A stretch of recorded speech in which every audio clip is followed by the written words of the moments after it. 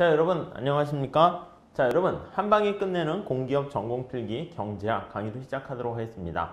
자, 이번 시간에는요 소비자 선택 이론 파트가 되겠습니다. 자, 이쪽 파트가 좀 양이 많아 보이고 어려워 보일 수 있는데 기본적인 얘기는 입문 강의에서 했고 여러분들도 좀 쉽게 알 수 있을 것 같아서 조금 더 심도 있게 하긴 할 거예요. 근데 너무 어렵게 우리 시험 문제 나오지는 않기 때문에 여러분들 제가 잘 조정해 줄 테니까 그 수준에 맞춰서 좀 준비하시면 될 것 같습니다.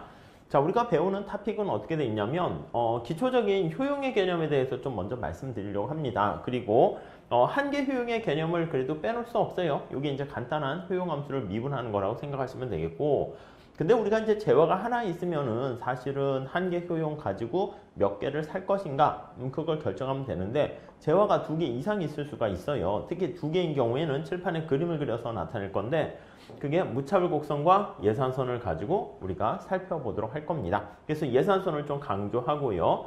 그 다음에 이렇게 무차별 곡선과 예산선에 대해서 하나 본 다음에 요걸 이용한 소비자의 선택 살펴볼 겁니다. 여기서는 우리가 가격 효과다 해가지고 대체 효과랑 소득 효과를 합쳐가지고 우리가 종효과 이렇게 해서 살펴볼 겁니다. 이 가격 효과를 가지고 우리가 우화형하는 수요 곡선을 도출할 것이기 때문에 그 정도 잘 체크해 보시면 되겠어요. 자, 그 다음 이걸 본 다음에 우리가 소비자 후생의 변화 크기를 비롯하여 기타 등등 내용 이렇게 3개 파트로 우리가 나눠서 볼 테니까 좀 잘 따라와 주셨으면 좋겠습니다. 자, 우선 첫 번째 우리가 한번 살펴볼 게 기본적인 개념을 좀 보셔야 돼요. 그래서 효용이라는 그 개념 다시 한번 보시죠. 효용이라는 것은요, 재화나 서비스를 구입을 했잖아. 그래서 거기서 얻게 되는 만족인데요. 만족이 우리가 이제 객관적으로 측정할 수는 없잖아요. 그래서 주관적으로 측정할 수 있는 주관적인 만족의 크기다. 이렇게 생각을 하시면 되겠습니다. 그래서 다시 한번 강조하는데, 주관적인 만족의 크기를 우리가 어떤 값으로 표현을 한 거예요. 자, 그런데 만족이라는 것은 우리가 측정할 수 있을까요? 없을까요? 예, 맞습니다. 처음에는 측정할 수 있다라고 가정을 해서 얘기를 할 거예요. 근데 사실은 측정할 수 없는 게 사실 좀 더 우리 현실에서는 좀 더 설득력이 있어요. 그래서 우리가 측정할 수 있다. 효용의 크기를 무게나 높이처럼 양적으로 측정 가능하다. 이렇게 보는 걸 기수적 효용이다. 이렇게 얘기하고요. 아니야, 측정할 수 없고 대신 A와 B 아니면 사과랑 바나나 이런 것들이 있으면 너 사과가 좋아? 바나나가 좋아? 그런 것들은 우리가 순서를 알 수가 있다라고 생각하는 거, 그걸 바로 우리는 서수적 효용이다 이렇게 얘기를 하는 겁니다.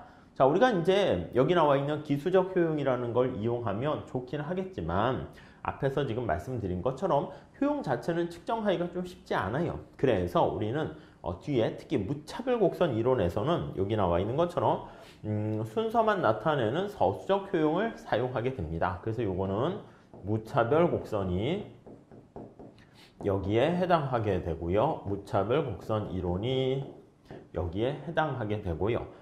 이렇게 기수적인 효용으로 측정할 수 있다. 이렇게 나타내는 게 바로 우리는 요게 한계 효용 학파라고 해서 우리가 효용 이론 할 때 기본적으로 얘기할 거예요. 한계 효용 이론 이렇게 보시면 되겠습니다. 자, 먼저 그래서 우리 소비자 선택 요걸 한번 살펴보도록 할게요. 합리적 소비 행태 우리가 볼 건데, 자, 합리적이다라고 하면은요, 지금 얘기한 것처럼 같은 가격이면 가격이 똑같이 들어가면 효용이 높은 거를 선택하는 것이고요. 같은 효용을 달성한다 그러면 가격이 저렴한 상품을 구입하게 되는 것을 우리가 합리적이다 이렇게 생각을 하시면 될 것 같습니다.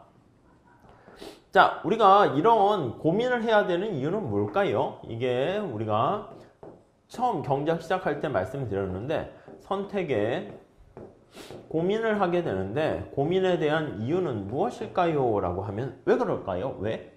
맞아요. 소득이 한정되어 있기 때문에 그래요. 이게 바로 희소성이다 라고 생각을 하시면 되겠습니다. 그래서 소득의 희소성 때문에 우리가 어쩔 수 없이 어떤 걸 선택할까 고민을 해야 된다 라고 보시면 되겠습니다. 아셨죠? 자, 우리가 소비자 선택 이론의 변정 과정은요, 이렇게 한계 효용 이론에서 무차별 곡선 이론, 현시 선호 이론 이렇게 흘러갑니다. 자, 한계 효용 이론이다 라고 하면은요, 말 그대로 앞서 설명드린 것처럼 기수적 효용을 기반으로 우리가 얘기를 하게 돼요. 그래서 효용이라는 것은 측정할 수 있다라는 전제 하에서 얘기를 진행하게 된다. 라고 보시면 되겠고요. 무차별 곡선 이론이다 라고 하면요. 이거는 서수적 효용을 기반으로 접근을 하는 것이다 라고 생각하시면 되겠습니다. 자, 그런데 우리가 기수적 효용이든 서수적 효용이든 이거는 기본적으로 아무튼 효용을 측정할 수 있고 측정할 수 없다라고 하지만 이게 느낌이 만족의 크기인데 만족의 크기를 우리가 추상적으로 알기는 어렵잖아요. 그래서 뭔가 선호를 반영하는 게 선호의 크기를 우리가 효용에 반영하는데 자, 문제는 어떻게 됩니까? 라고 하면 이 선호의 크기를 우리가 뭐 자꾸 얘기하는 게 좀 그래. 그렇잖아요. 내가 사과를 배보다 좋아한다? 이런 거 우리가 일일이 다 하려고 하면 정신없어. 그래서 어떻게 얘기하냐면 여러분들 생각해 보세요. 바구니에다가 사과랑 바나나를 우리가 선택할 수 있어요. 근데 내가 사과를 선택했어. 그러면 바나나보다 사과를 더 좋아한다? 이렇게 얘기할 수 있지 않겠습니까? 이해 가시죠? 네, 그래서 우리가 이렇게 볼 수 있어요. 현시 선호 이론이라는 것은 선호가 내가 무엇을 얼마나 좋아하는가 그거잖아요. 그게 현시 드러난다는 거야. 리빌드 된다. 이렇게 보시면 되겠습니다. 네, 그러니까 나의 선호가 드러나는 이게 바로 선택이라는 행동이야. 선택이라는 행동을 통해 그래서 내가 만약에 자 가만히 생각을 해보면 사과를 선택할 수 있고 바나나를 선택할 수 있는데 사과를 선택했다라고 하면 어떻게 됐다고요? 사과를 초이스했어요. 선택을 했습니다. 선택은 자 무엇을 뜻합니까? 라고 하면 사과를 바나나보다 더 좋아한다 이것을 의미한다 이렇게 보시면 될 것 같습니다. 아셨죠? 네, 그렇게 정리를 해 주시면 되겠어요. 뭐 이 정도만 보시면 될 것 같습니다. 자, 먼저 우리가 한계 효용 이론에 대해서 좀 봐야 될 것 같아요. 자, 우선 총효용이다, 토탈 유틸리티다 라고 하면 이게 효용이니까 이것도 일정 기간 동안에 물건을 소비했습니다. 일정한 양의 상품을 소비했는데 그때 얻게 되는 주관적인 만족의 총량 크기를 우리가 바로 총효용이다. 여기 보시면 콜라 소비량이 0, 1, 2, 3, 4, 5, 6, 7 이렇게 증가하고 있어요. 그때 얻게 되는 총효용이 쭉쭉쭉쭉 이렇게 나와 있는 것을 확인할 수가 있겠습니다. 네, 이해하시겠죠? 자, 그랬을 때 우리가 한계 효용이다 라고 얘기를 할 건데요. 우선 이 총효용이라는 것을 뭔가 효용함수로 표현을 하려고 하는 게 어떤 소비량과 총효용과의 관계를 나타내는 게 효용함수가 되는 것이고요. 이렇게 쓸 수 있어. 재화가 지금 두 개 있는 경우에요. 자, x가 우리가 콜라라고 하고요. x제가 만약에 콜라 그리고 뭐 y제가 빵이라고 할게요. 빵과 콜라를 소비해 가지고 우리가 효용 얼마를 누린다 라고 생각하시면 되겠어요. 그래서 이렇게도 쓸 수 있어. 콜라 직접 이렇게 쓸 수 있지만 이 말이 길어지잖아요. 그래 가지고 우리가 여기 나와 있는 것처럼 x, y 이렇게 치환해서 우리가 쓰게 될 거예요. 자, 콜라를 소비할 때 효용이 증가하는 거니까 그런 경우 이제 플러스다 이렇게 표현을 해요. 이 얘기는 뭐냐면 콜라의 소비량이 증가할수록 효용이 증가한다. 이렇게 보시면 될 것 같고요. 빵도 마찬가지고요. 자, 이게 지금 콜라라고 할게요. 콜라 소비량이 점차 증가할 때 여기 한번 보시면 여기 보시면 콜라 소비량이 증가할 때 여기까지는 어떻게 돼요? 여기까지는 여기 5개까지는 여기까지는 어떻게 되냐면 소비량이 증가할 때 총효용 자체가 증가하는 거 알 수 있어요. 빵일 때는 효용이 빵인데 1, 2, 3, 4, 5 갈 때 총효용이 4, 7, 9, 10 이렇게 점차 증가하는 것을 알 수 있습니다. 이거를 우리가 그래프로 나타내면 이거야. 하나 먹었을 때 4, 7, 9, 10 이렇게 증가하는 거 확인할 수가 있겠죠. 오케이? 이해 가시겠죠? 자, 그런데 지금 앞에서 말씀드리려고 했던 게 한계 효용이거든요. 한계 효용. 한계 효용은요. 우리가 이렇게 한번 생각해 보시면 되겠어요. 여기다 쓰는 게 좋을 것 같네요. 한계라는 것은 우리가 경작에서 많이 사용하는 개념이 있죠. 마지널이다. 이렇게 얘기합니다. 이 마지널이라는 것은 한 단위 더 추가적으로 소비했을 때 그 뜻이에요. 그래서 말 그대로 한 개 추가로 더 소비할 때 더 소비시 이렇게 보시면 될 것 같습니다. 추가적으로 한 개 더 소비를 했을 때 이 뜻이 바로 한계예요. 아시겠어요? 그래서 이게 미리 결론부터 말씀드리면 그래프로 나타내면 접선의 기울기다. 이렇게 나타낼 수 있고요. 만약에 수식으로 나타내면 이게 바로 미분한다 라고 생각을 하시면 되겠습니다. 이게 이제 같은 말로 이렇게 정리를 하시면 되겠어요. 자, 그래서 여기 나와 있는 것처럼 콜라의 소비량이 0, 1, 2, 3, 4, 5 이렇게 증가할 때 총 효용이 증가하는데 총 효용의 증가 크기 있잖아.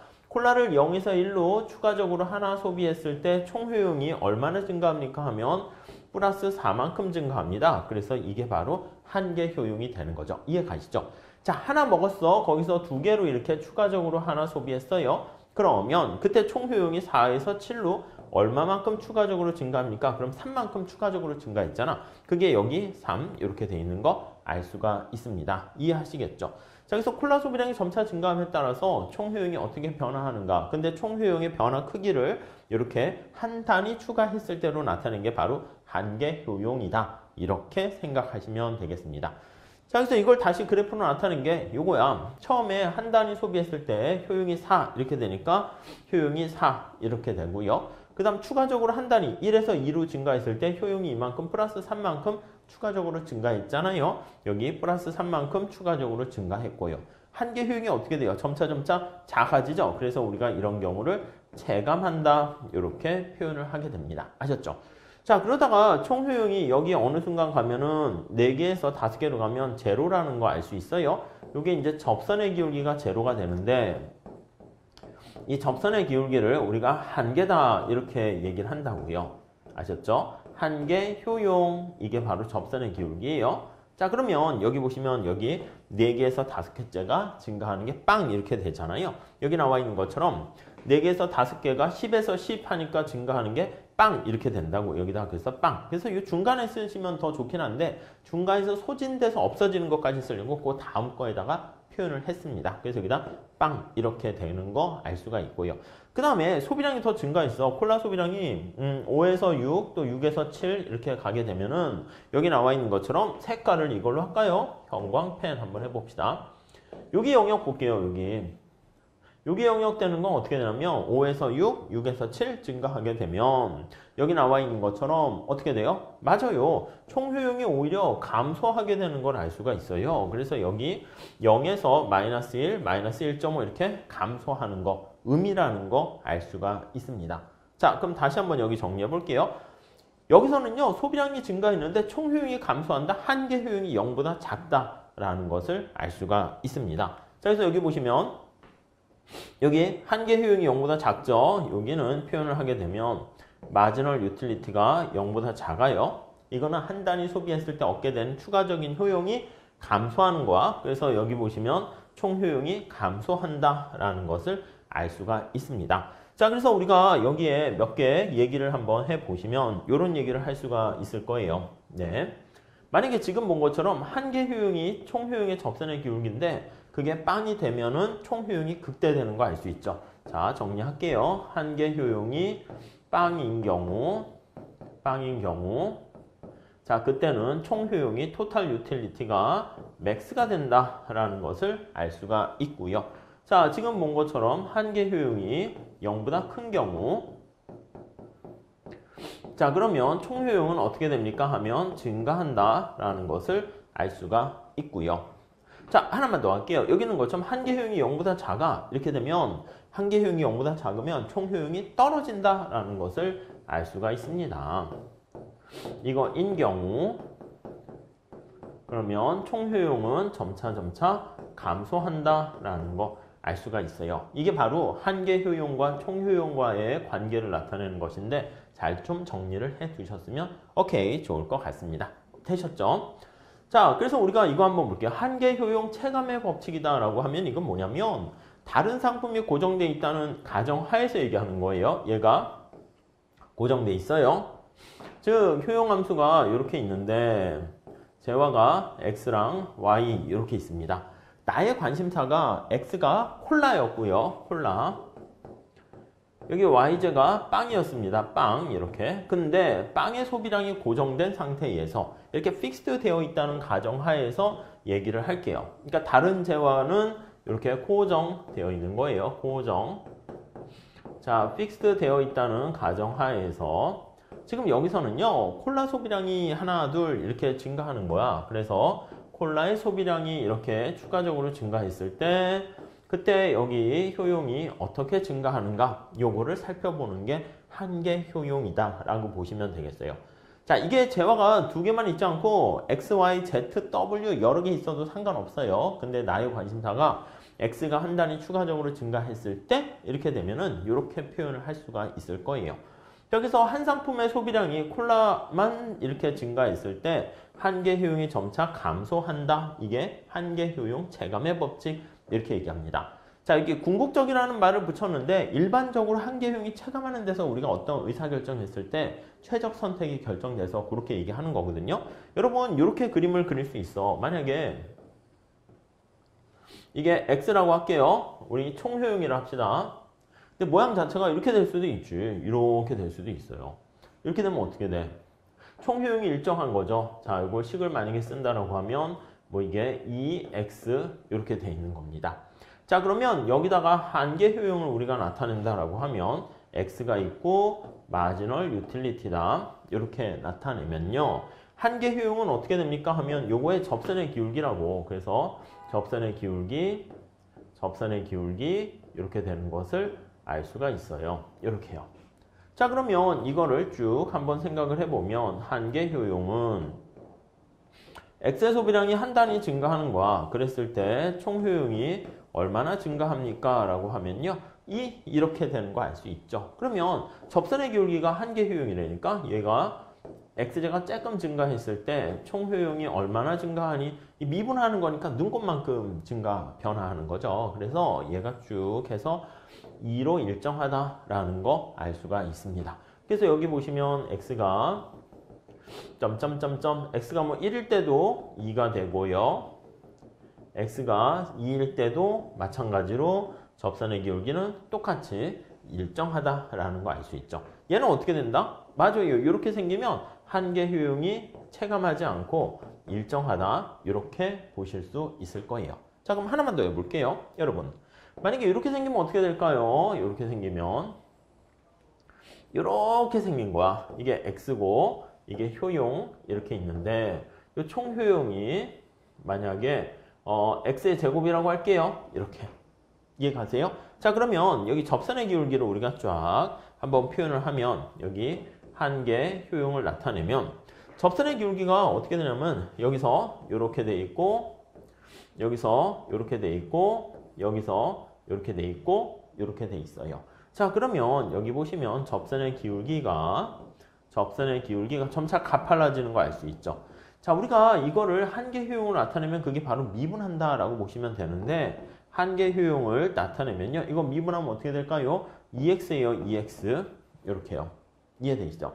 2x가 되니까 얘가 이렇게 우상향하는 형태가 되는 거 알 수가 있습니다. 그래서 이 경우는 한계 효용이 점차 증가하니까 원래 증가 이렇게 써야 더 좋긴 한데 보통 우리가 흔히 체증한다 이렇게 많이 입에 익숙해져서 그렇게 씁니다. 아셨죠? 자, 그래서 우리가 궁극적으로 한번 보시면 한계 효용이 여기 보시면 이렇게 생길 수도 있다고요. X 총 효용 이렇게 나타낼 때요. 처음엔 이렇게 체증적으로 증가하는 경우가 있어. 체증적으로 이렇게 증가하는 상황이 있지만 어느 순간에 가서는요. 이렇게 체감적으로 증가하는 상황이 생기고요. 하나만 더 보면 궁극적으로 이렇게 마이너스가 되기도 할 거예요. 자, 그래서 우리가 이렇게 총효용 함수가 이렇게 생기면 우리가 이렇게 얘기할 수 있겠네. 요 영역 있잖아. 요 영역은 접선의 기울기가 어떻게 돼요? 커져요. 그래서 한계 효용이 재증한다. 이렇게 보시면 될 것 같고요. 접선의 기울기 이렇게 있다. 점차 커지는 거 아시죠? 요 영역은 어떻게 돼요? 접선의 기울기가 점차 작아져요. 그래서 여기는 한계 효용이 체감한다라는 거 알 수가 있습니다. 그래서 우리가 이제 보통 얘기할 때는 어떤 의사결정을 할 때는 여기 있는 것처럼 한계 효용이 체증하는 영역은 조금 약간 그렇고요. 그래서 여기 한계 효용이 체감하는 영역에서 발생하는데 궁극적으로 언젠가는 한계 효용이 체감하는 게 일반적인 형태가 되기 때문에 궁극적으로는 이런 말을 써요. 궁극적으로는 한계 효용이 체감한다. 이렇게 해서 우리가 살펴보게 될 겁니다. 자, 그래서 앞에 여기 궁극적인이라는 말을 여기다 붙인 것이다 라고 보시면 되겠어요. 소비량이 일정 수준에 도달하기 전까지는 한계효용이 증가할 수도 있어요. 증가할 수도 있는데 근데 처음에 한계효용이 증가하더라도 소비량을 계속 소비하면 여러분들이 마찬가지잖아. 콜라 처음에 갈증이 있을 때는 한 개 먹었을 때, 한 잔 마셨을 때 우와 만족이 2잔, 3잔 극도로 올라가는데 계속 마셔봐. 고문 아니겠습니까? 나중에는 질린다고. 질리고 더 먹어봐. 너 콜라 좋아하는데 계속 먹어 이러면 꼭 고문이지 고문. 우리가 물 고문, 콜라 고문 이런 거랑 비슷해요. 저기요 저 너무 피곤해서 잠 좀 자면 안 될까요? 힘들어요. 잠자고 싶다 그랬죠? 잠을 자세요. 처음에 1시간 자라고 그러면 아주 꿀잠이야. 2시간 자면 더 행복해질 수 있고 3시간, 4시간, 10시간 잤어. 저기요 저 이제 그만 자면 안 될까요? 잠 자고 싶다며 계속 자 이러면 어떻게 돼? 고문이지. 눈 떠봐 죽어 이렇게 되면은 그러면 고문이 됩니다. 그래서 우리가 한계 효용은 이렇게 처음에 체증할 수 있겠지만 그러다 체감하는 게 일반적인 궁극적으로 체감하고 한계 효용이 마이너스가 되는 거는 보통 우리가 바람직하지 않잖아요. 그래서 거기까지는 얘기를 잘 하지 않습니다. 아셨죠? 네, 그렇게 정리를 해 주시면 될 것 같고요. 그 다음 우리 교재에는 거기 보시면은 한계 효용 거기 보시면 소비자 선택에서 균등의 법칙을 이용해 가지고 살펴보긴 하는데 요거는 원론 측면에서는 얘기하긴 합니다. 무슨 말씀이냐면 여기 보시면 이게 총효용이에요. 총효용.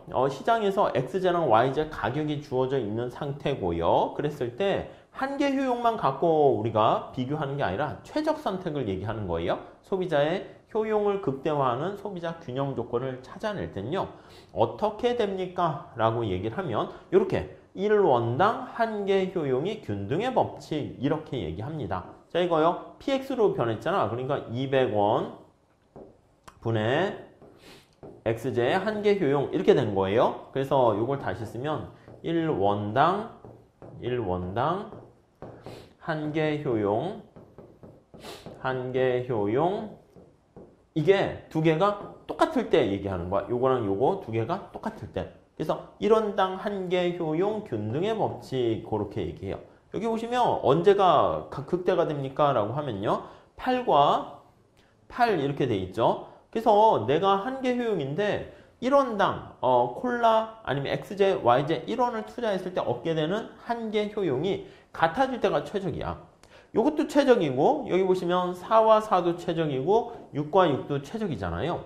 근데 이제 우리가 고민을 할 게 있습니다. 뭘 고민해야 됩니까? 라고 하면은요. 우리가 여기 보시면 1원당 한계 효용이 같아질 때 균등일 때 최적이다라는 건 알겠는데 여기서 그칠 수 있는 게 아니라 우리가 예산 제약에 빠져 있어. 소득 제약에 빠져 있습니다. 그렇기 때문에 야, 너 지금 얼마 가지고 있어? 그것까지 봐야 돼. 그래서 우리가 거기 보시면 간단한 예시에서 소비자가 소득이 2,600원을 가지고 있어요. 소득을 M이라 할게요. 소득이 2,600원을 가지고 있고요. 그 다음에 XJ 가격은 200, YJ 가격은 300 이렇게 돼 있는 찰나의 상황에서 그런 상황에서 어떻게 해야 효용 극대화를 합니까? 할 때요.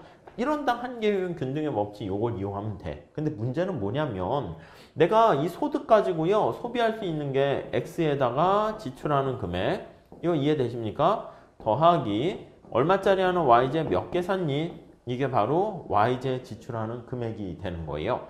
자, 그래서 요걸 다시 정리하면 얘가 우리가 이제 예산선에서 볼 거예요. XJ에 대한 지출액이죠. 요거는 YJ에 대한 지출액이죠. 그러니까 XJ에 대한 지출액과 YJ에 대한 지출액이 합쳐서 소득 이내에 소비를 할 수 있어야 된다라는 걸 잘 보셔야 되겠습니다. 무슨 말씀인지 이해되십니까? 네, 그래서 XJ에 대한 지출액과 그리고 YJ에 대한 지출액 그 둘을 합친 게 전체 총소득 이내에 있어야 된다라고 생각을 하시면 돼요. 자, 그래서 여기 보시면 8은 아니고 8 이걸 때는 아니고 돈을 다 쓴다 그러면 6 이게 되는 거예요. 자, 이거는 우리가 거기 예시가 나와 있는데 한계 효용 균등의 법칙 해가지고 얘랑 얘가 똑같다 요건데 이걸로 하지 마세요. 그래서 우리가 뒤에 무차별 곡선과 예산선 그 접하는 그걸 이용해서 우리가 사용하면 똑같이 이거랑 결론을 얻어낼 수 있기 때문에 굳이 이렇게 해서 할 건 아닌 것 같습니다. 자, 그래서 우리가 만약에 굳이 얘기한다 그러면 이렇게 쓸 수 있어요.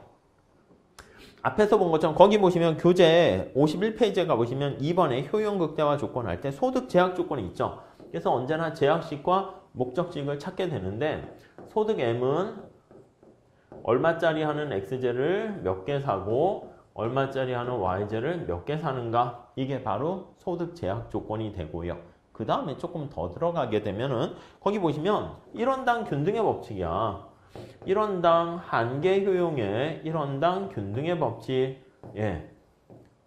X제 Y에 대한 1원당 균등의 법칙. 요게 똑같아지는 조건을 충족해야 된다라고 보시면 되겠어요. 그래서 우리가 이게 뒤에 무차별 곡선 가지고도 할 건데 얘가 바로 예산 제약식이다라고 보시면 되겠고요. 얘가 예산 제약식. 이게 바로 뭐냐? 이게 바로 목적식이다. 이렇게 정리를 하시면 될 것 같습니다. 아셨죠? 네, 그렇게 봐주시죠. 자, 그래서 그거는 뭐 차차 더 뒤에 있는 걸 가지고 우리가 살펴보게 될 거예요. 자, 그 다음 페이지 넘어가 보시면은요. 자, 효용 극대화 조건과 수요 곡선 이렇게 나와 있어요. 앞에서 본 것처럼 자, 소득이 2,600원을 가지고 있고요. 그러면 X의 가격이요. PX. 예, 이거 하첨자로 써야 되는데 하첨자가 그래서 PY 300입니다. 자, 그랬을 때 그러니까 이게 바로 PX라고 PX. 그리고 이게 PY 이렇게 주어져 있을 때 X가 6개 되었을 때가 이제 효용이 극대화되는 상태다라는 것을 알 수가 있어요. 지금 Y는 6개, X는 요 앞에 본 것처럼 6과 6 이렇게 되었을 때 효용 극대화가 되는데 여기 보시면은 수량 자체를 보니까 이렇게 돼 있는 거 우리가 확인할 수가 있을 거예요. 아시겠죠? 그래서 X는 4개, Y는 6개 이렇게 돼 있는 거 알 수가 있어요. 그래서 요거를 가만히 살펴보시면 이렇게 한번 볼게요. 앞서서 우리가 봤던 요 그림을 이용해 보시면 첫 번째는 요거는 언제나 충족시켜야 돼요. 요거는 예산 제약식이니까 이거는 당연히 충족시켜 줘야 되고 그 다음 요걸 가지고 우리가 살펴볼 건데 여러분 한번 예를 한번 들어볼게요. 만약에 아니 여러분들이 단위당 얼마 시간을 투자했어. 여러분들이 1시간 시간을 투자했는데 경작을 공부할까 회계학을 공부할까 이렇게 생각하고 있었어요. 근데 경작을 공부하면 10점이 올라. 회계학을 공부하면 5점 올라. 그럼 경작 공부해야 돼요? 회계학 공부해야 돼요? 총점을 높여야 돼. 평균을 높여야 된다 그러면 당연히 경작을 더 많이 공부해야 되는 거 아니겠습니까? 이해가 가시죠? 만약에 그게 아니라 1시간 투자를 했는데 경작을 계속 공부하는 거야. 계속 공부했더니 경작에 대한 한계 효용이 떨어져. 무슨 말씀인지 아시겠어요? 그래서 여기 보시면 X제가 콜라고 Y제가 빵이라고 합시다. 처음엔 내가 목이 너무 말라가지고 콜라를 먹었더니 얘가 이렇게 돼 있는 거야. 자, 그러면 이 사람은 어떻게 해야 됩니까? 라고 하면 주어진 예산 제약을 충족시키면서 여기서 소득 고정돼 있죠? X제 가격, Y제 가격 고정돼 있는 거 이해되실 겁니다. 여기 나와 있는 요 값들은 다 고정 이렇게 돼 있는 거예요. 자, 고정돼 있는 상태에서 내가 만약에 이런 경우는 어떻게 돼요? X제 하나를 소비할 때 얻게 되는 효용이 더 커진다라는 걸 알 수 있어요. 그러면 내가 여기서는 어떤 선택을 해야 되냐면 X제 소비를 더 증가시키고요. Y제 소비를 줄여야 된다라는 것을 알 수가 있습니다. 자, 그러면 이러한 원리를 여기에다가 적용을 시킬 수가 있어요. 이렇게요. 자, 그러면 X 소비량을 증가시키고 Y 소비량을 이렇게 줄이게 됩니다. 이렇게 될 때 효용이 증가한다라는 것을 알 수가 있습니다. 이해 가시겠죠? 자, 근데 X 소비량이 점차 증가해. 그럼 어떤 일이 발생합니까? 자, X에 대한 소비량이 증가하게 되면 우리 시장에서 X제 가격과 Y제 가격 고정돼 있다는 거 항상 염두에 두세요. 이거 얘 고정돼 있고 얘 고정돼 있어. 얘는 우리가 컨트롤할 수 없는 거예요. 자, 그런데 이 상황에서 X의 소비량이 점차 증가하면 X제 소비량이 점차 증가 시 자, X에 대한 효용은 어떻게 됩니까? 떨어지는 거 이해 가시죠? X에 대한 한계 효용은 감소해요. 그리고 Y의 소비량은 점차 줄여요. 우리가 Y를 많이 소비하게 되면 한계 효용이 작을 텐데 소비를 줄이면 Y에 대한 한계 효용은 증가해요. 그래서 Y제를 감소 시 그러면 YG에 대한 한계 효용은 증가한다라는 것을 알 수 있어요. 자, 그럼 이런 행태를 하게 되면 X에 대한 한계 효용은 줄어들고 얘는 올라갑니다. 자, 물론 이게 부동호와 반대면 반대로 표현하면 돼. 천천히 생각해 보세요. 자, 그랬을 때 이게 두 개가 같아지게 되면 어떻게 돼? 같아지게 되면 같아질 때가 최저. 이해 가시죠? 그래서 어떻게 됩니까? 여기 나오는 요거 두 개가 1원당 한계 효용이 같아질 때가 바로 최적이다. 이렇게 생각하시면 될 것 같습니다. 자, 그래서 그 원리도 비슷한 거야. 여기 보시면 내가 지금 어떻게 보냐라고 하면 지금 YG에 초점 맞춰서 그리고 있어요. YG 수요 곡선이다라고 하면 소비자가 요거 PY예요. PY 하점차. YG 가격이 변화함에 따라서 YG 소비량이 어떻게 변화하는가 그걸 나타내는 건데요. 한계 효용 이론이다라고 하면 한정된 소득으로 또 주의하셔야 돼. XJ랑 YJ 가격은 고정돼 있는 거예요. 그랬을 때 최대 효용을 얻고자 하는데요. 그때 수요 법칙은 뭐냐면 요거 XJ 가격, YJ 가격이 고정돼 있는데 지금 YJ 가격이 변화했어. 지금 여기 나와 있는 것처럼 YJ 가격이 300원일 때 어떻게 됐습니까? 여기다 지금 한번 잘 보세요. 1원당 한계 효용의 균등의 법칙 얘랑 뭐가 똑같아야 됩니까? 라고 하면은 YJ 가격이 300원일 때는요. YJ 가격이 300원일 때는 얼마일 때 효용 극대화합니까? 하면 여기 보시면 여기 찾았죠. XJ는 4개를 소비하고 YJ는 6개 소비할 때가 효용 극대화예요. 천천히 따라와 보세요.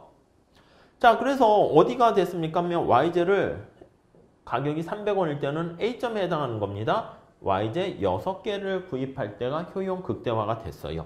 자, 그런데 잘 보시죠. YJ 가격이 여기 나와 있는 것처럼 200원으로 하락했어요. YJ 가격이 200원으로 하락했어요. 이렇게.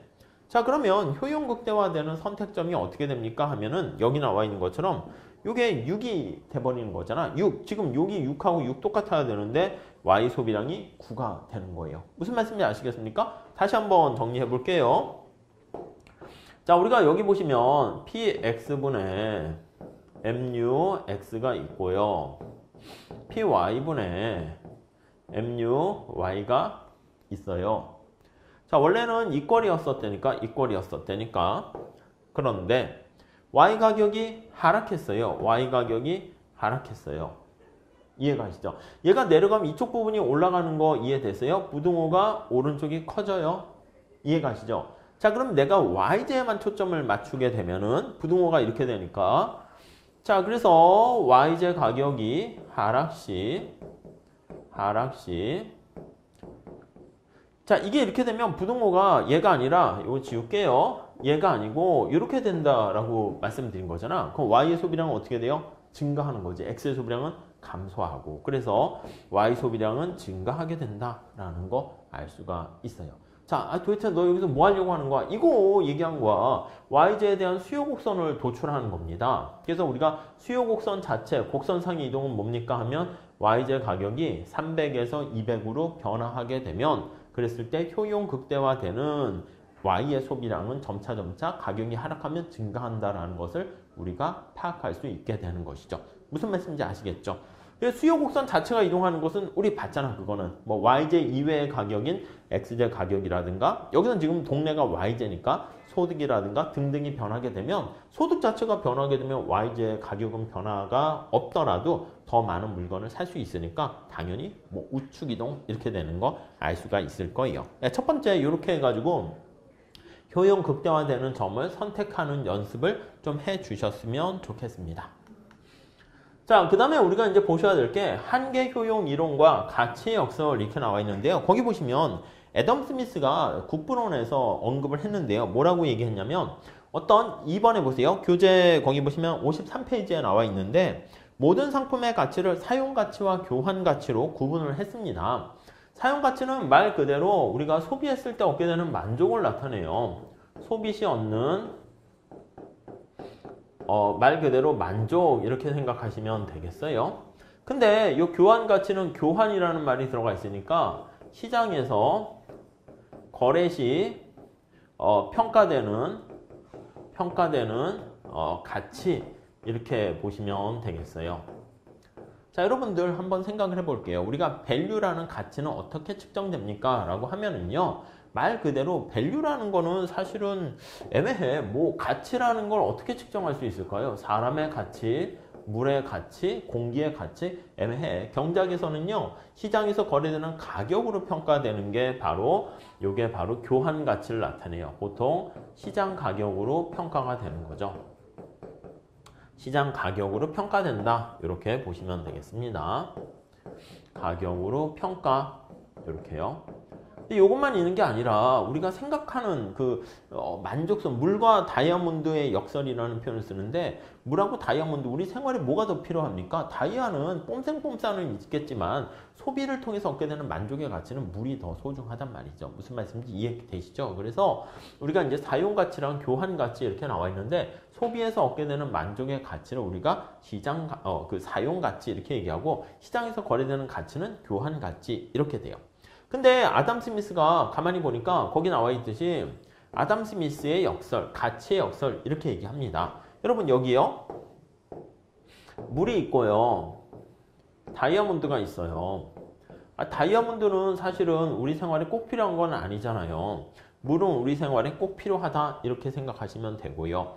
자, 그런데 사용 가치는 어떤 게 더 큽니까? 라고 하면 물이 다이아몬드보다 훨씬 더 크다라는 걸 알 수가 있어요. 자, 그런데 시장에서의 교환 가치를 가만히 생각해 보면 물보다 다이아가 더 가치가 높은 거 이해할 수 있겠습니까? 네, 맞아요. 자, 그래서 요거를 가만히 생각해 보시면 돼. 아하, 물과 다이아몬드를 비교해 봤더니 사용 가치는 물이 훨씬 더 가치가 높음에도 불구하고 시장에서 교환 가치는 다이아몬드가 훨씬 더 가치가 높다. 왜 이런 일이 발생했지? 그렇게요. 그걸 이제 잘 설명을 못한 거 아담 스미스는 역사의 뒤안길로 사라졌는데 아담 스미스가 이렇게 얘기를 하게 된 거죠. 어떻게 했냐면 이러한 딜레마를 우리가 뭐라고 할까? 패러독스를 제시했는데 뒤에 한계 효용학파가 등장해 가지고 요거를 해결했습니다. 어떻게 이 역설을 해결했습니까? 라고 하면은요. 우선 첫 번째는 야, 너희들이 생각하는 말이야. 이 사용 가치는 총 효용이 바로 결정을 한다. 이렇게 총 효용이 결정한다. 근데 그게 아니라 교환 가치는 그 단위당 소비하게 되는 말 그대로 한 개당라고 얘기하는 한계 효용이 그 가치를 결정한다. 이렇게 보시면 될 것 같습니다. 무슨 말씀인지 아시겠죠? 자, 그러면 여기 한번 살짝 볼게요. 자, 총효용과 한계효용과의 관계 이렇게 얘기할 건데 자, 우리 여기 한번 볼게요. 만약에 여기가 x제라 하고요. 여기 보시면 한계효용이라 합시다. x제에 대한 한계효용 이렇게 한계효용 곡선이 주어져 있다 할게요. 요게 한계효용 곡선 이렇게 돼 있습니다. 자, 그런데 내가 만약에 점점점점점 해서 x제로를 소비한다라고 할게요. 자, 그러면 여기에서 이 높이 있잖아. 이 높이가 바로 그 단위당 한계 효용을 나타내요. 이해 가세요? 단위당 한계 효용, 단위당 한계 효용. 이렇게 돼 있습니다. 자, 그래서 이 높이가 다 단위당 각각에 대한 한계 효용을 의미하는 거죠. 소비량이 하나일 때 한계 효용 얼마, 두 개일 때 얼마 이렇게 되는 거예요. 그래서 여기 나와 있는 것처럼 한계 효용을 다 서메이션 해요. 서메이션 한다라고 하면 이게 적분을 하는 거잖아요. 이렇게 적분을 하게 되면 그게 바로 총효용이 된다라는 것을 알 수가 있어요. 자, 그래서 만약에 여기 나와 있는 것처럼 이 면적 있잖아요. 이 면적, 이 면적이 바로 한계 효용을 다 더한 총효용이다 라고 보시면 돼요. 그래서 이 사다리꼴의 면적은 한계 효용의 서메이션 값이에요. 효용의 합으로 합인 총효용이 되고요. 총효용이 되고요. 오케이. 이해가 되시죠? 자, 그리고 이 높이 있잖아요. 이 높이. 단위당 그 순간에서의 높이. 이 높이가 바로 우리는 한계 효용이다 라고 보시면 돼요. 그래서 이게 나중에 수요 곡선이 되는데 이게 한계 효용 곡선이잖아. 말 그대로 한계 효용 곡선의 높이는 그 단위당 그 순간 그 순간의 순간 소비량의 네, 말 그대로 한계 효용의 크기를 나타냅니다. 한계 효용의 크기를 나타내요. 이해 가십니까? 예, 그래서 요거 잘 정리해 두세요. 이 한계 효용을 다 더한 면적이 총 효용이 되고 그 높이 자체가 바로 우리는 한계 효용이다. 이렇게 보시면 돼요.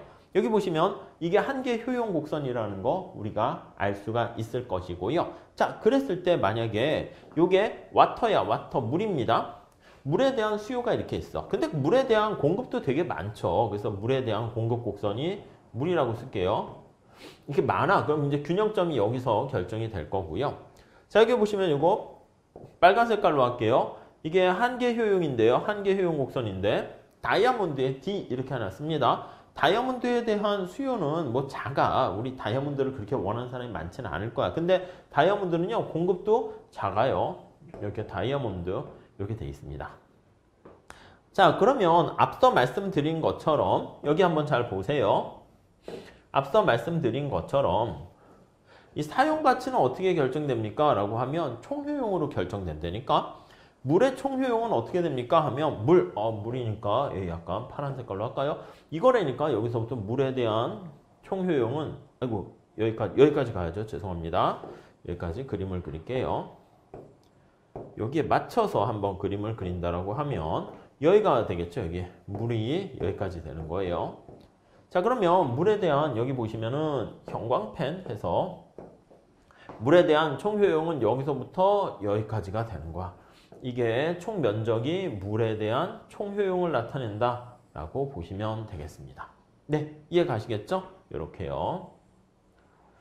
자, 이렇게 돼 있고 그러면 다이아몬드의 총효용은 어떻게 됩니까? 라고 하면요. 물에 대한 총효용은 이렇게 돼 있는데 다이아몬드에 대한 총효용은 여기 나와 있는 것처럼 이걸로 할게요. 다이아몬드에 대한 총효용은 자, 여기 이렇게 돼 있는 거잖아. 그러니까 여기까지 소비하는 거니까 이거라니까 이거. 요거. 이 면적이에요, 이 면적. 그러니까 당연히 면적은 어느 게 더 커? 물에 대한 면적이 훨씬 더 크단 말입니다. 이해 가시죠? 자, 그런데 우리가 살펴보려고 하는 것은요. 여기 나와 있는 것처럼 교환가치 있잖아, 교환가치. 이거는요, 한계 효용인데 여기 보시면 앞에서 살펴본 것처럼 요거요, 한계 효용의 높이가 바로 이게 교환 가치를 나타낸다라고 보시면 되겠습니다. 자, 그러면 여기 보세요. 물은 어떻게 돼? 이만큼이잖아. 근데 다이아몬드는 어떻게 돼? 이만큼이 되는 거잖아요. 이해 가시죠? 그래서 정리를 해볼게요. 자, 여기 나타낸 요게 어떻게 된다? 여기 나타낸 이게 바로 다이아몬드의 한계 효용을 나타내고요. 요 높이가 바로 뭐다? 물에 대한 한계 효용을 나타내는데 다이아몬드에 대한 한계 효용이 물에 대한 한계 효용보다 크다라는 것을 알 수가 있게 됩니다. 네, 이해하시겠죠? 자, 그래서 이게 물과 다이아몬드의 역설 이렇게 문제를 풀게 되었다라고 정리를 하시면 되겠습니다. 자, 그래서 이제 한계 효용 학파가 기여하는 바가 뭐가 있습니까? 라고 하면은요. 우선 한계 효용 학파 이전에는요. 아담 스미스가 비롯한 사람들이 공급 측면에만 어떤 주목을 했어요. 아담 스미스 같은 사람들은 뭘 강조했냐면 노동가치설을 강조했어요. 노동가치설. 자, 그러니까 어떤 거에 대한 가치는 바로 뭐에 의해서 결정되는가라고 하면 노동을 얼마나 투입했는가에 따라서 결정된다. 이렇게 얘기를 하는 것이죠. 자, 그런데 한계 효용 학파는요. 수요 측면을 이제 고려한 거야. 야, 너네가 물건 만드는데 만약에 노동가치선은 이거야. 사과를 하나 만드는데 2명의 노동자가 노동이 투입되었다고 합시다. 근데 바나나를 만드는 데 있어서 4명이 투입되었어요. 그러면 사과를 생산하는 데는 2명이 투입됐는데 바나나 생산하는 데는 4명이 투입됐다? 그러면 어떻게 된다? 바나나가 2배 가치가 더 높다. 이렇게 얘기를 할 수 있다는 것이죠. 그게 이제 아담 스미스의 노동 가치설이야.